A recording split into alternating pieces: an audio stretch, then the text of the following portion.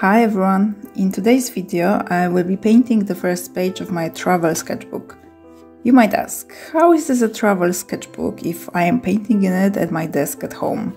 The thing is, I have never painted with watercolors outside my home yet, so before I go out and feel anxious about what to do, I wanted to do a test painting first, with the materials that I would have available while painting outside. By the way, if you have any tips for painting outside, in nature and in cafes, please let me know.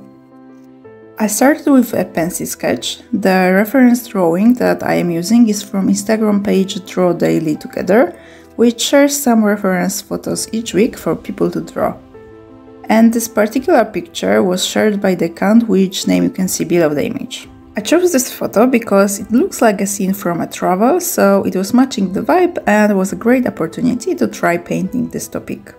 The sketchbook itself is quite small, 15 by 11 centimeters, and it is a watercolor sketchbook with 100% cotton paper. It has a very slight texture. It is hard for me to tell if this is hot or cold pressed, as it is not completely smooth, but also the texture is barely visible.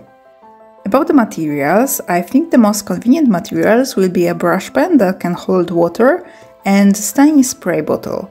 This way I won't have to keep any other water containers. The paints that I have are Roman Szmal watercolors in a box that can fit up to 28 full pans. And all of this box seems to be suitable for the go, as it has a metal loop at the bottom that can be used to put on the finger and be able to hold the box in your hand while painting. But looking at how big this is, I don't think it will be convenient to take anywhere. So I decided to choose about 6 colors and get a smaller travel box. I haven't decided on the final colors yet. I want to do some testing of paint mixes to find the best combination. But for this test painting I chose Nickel Azo Yellow, Aquarius Orange, Magenta, Permanent Alizarin Crimson, Phthalo Blue and Perilene Violet.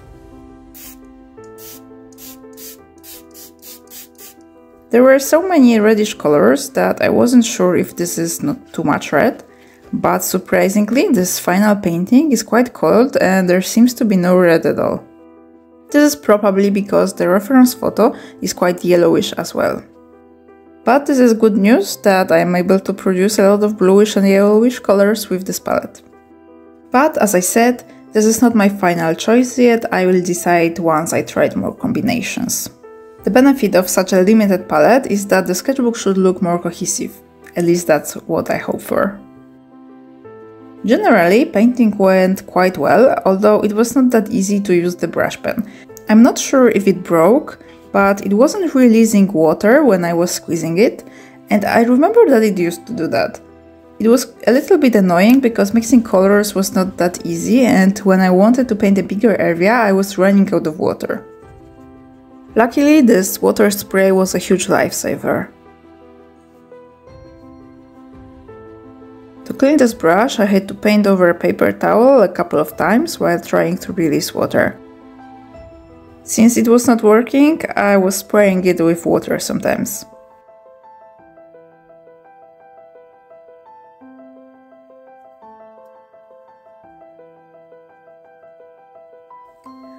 From start to finish, this first page took me about 30 minutes. I don't think this is too bad, but I usually don't travel alone but with my husband, so I might need to speed up a little bit, because I don't want him to wait for me for such a long time. To be honest, I'm not sure how to resolve this. If we are in a cafe, 15-20 minutes should be fine, but if I would like to paint something while sightseeing, this might be a huge issue. My idea so far is to try to paint something really small, like one plant or a tree, and the second idea is to make only a sketch plus a photo and color the sketch later. I know this is not according to the urban sketchers rules, but I just want to make some kind of a travel art journal, have some fun on holidays and make it work for everybody. I have been looking for some inspirations on YouTube recently, and I found a great channel of a guy who makes nice watercolor and ink urban sketches and gives many tips on how to urban sketch. I will link him in the description, so check it out because he is a true professional. I didn't find him before painting this first page, unfortunately, but now I learned from his video that at the beginning I should pick smaller subjects instead of a huge scene. For example, paint only this building from the background or only those two guys sitting at the front. This is because such complex scenes have so many details that this is easy to get lost. My drawing is from the photo, so it probably wasn't that bad, but while painting on a location there are much more objects around us. And I can imagine that it might be very overwhelming trying to draw everything that is in our eyesight.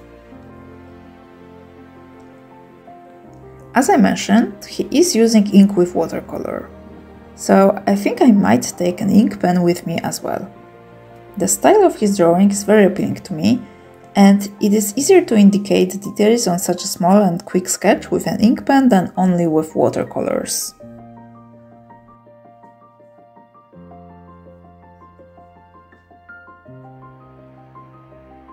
I am also not sure if I'm going to paint any people, at least if I'm not drawing from the photo.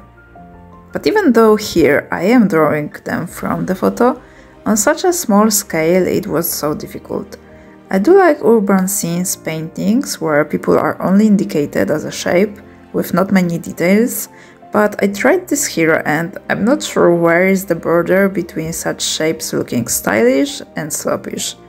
Those people I drew here look a little bit cartoonish to me.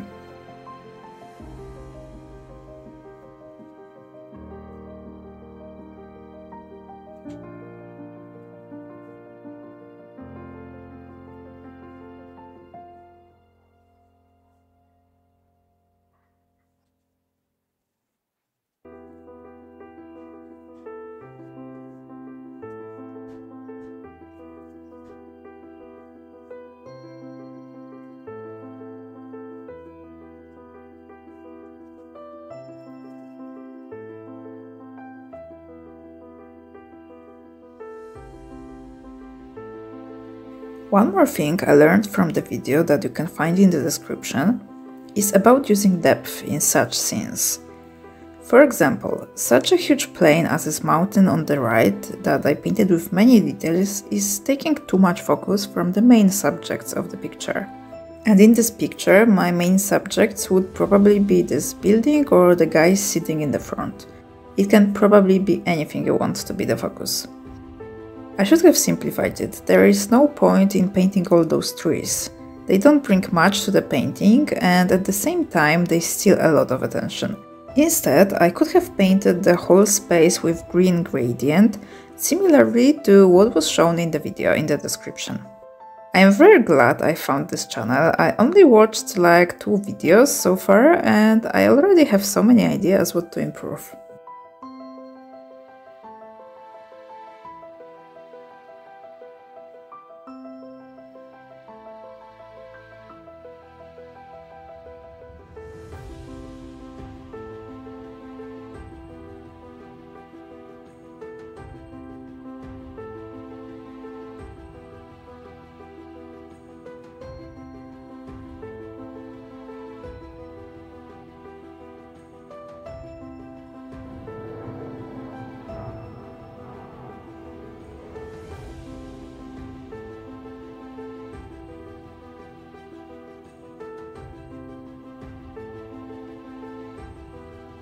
Overall, I like how this first try went, although I don't like that there are so many red tones missing.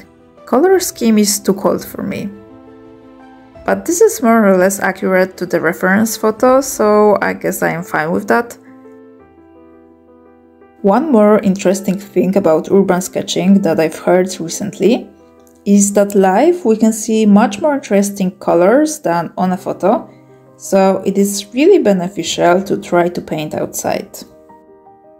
I hope that taking it outside will be successful. I will have to get out of my comfort zone so much though. I will let you know how it went in the future videos. Once again, if you have any tips for me, please let me know. For now, this is all in this video. Thank you so much for watching and see you in the next one. Bye bye!